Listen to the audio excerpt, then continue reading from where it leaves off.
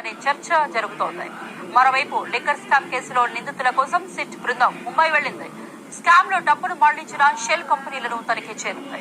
Liquor కేసులో shell కంపెనీలను కూడా నిందితుల జాబితాలో చేర్చింది సిట్. ముంబై షెల్ కంపెనీల పరిశీలన తర్వాత నివేదిక సిద్ధం చేయనున్నట్టు తెలుస్తోంది.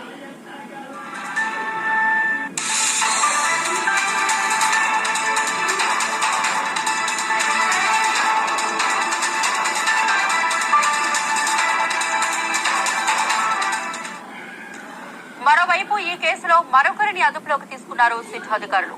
48వ నిందితుడు సుజనా బెహ్రాను హైదరాబాద్ లో అదుపులోకి తీసుకున్నారు. అక్కడి నుంచి విజయవాడ తరలించి విచారించనున్నారు. ఇక లిక్కర్ స్కామ్ కేసులో అడిషనల్ ఛార్జ్ షీట్ వేసేందుకు సిట్ అధికారులు సిద్దమవుతున్నారు. 10 రోజుల్లో అడిషనల్ ఛార్జ్ షీట్ దాఖలు చేయనున్నారు. ఇప్పటికే ప్రిలిమినరీ ఛార్జ్ షీట్ దాఖలు చేయగా 48 మంది నిందితులను కేసులో చేర్చారు. మరో 4గురిని నిందితులుగా చేరుస్తూ అడిషనల్ ఛార్జ్ షీట్ కోర్టుకు సమర్పించనుంది సిట్. మద్యం కేసులో నిందితుల సంఖ్య మరింత పెరిగే అవకాశం ఉంది.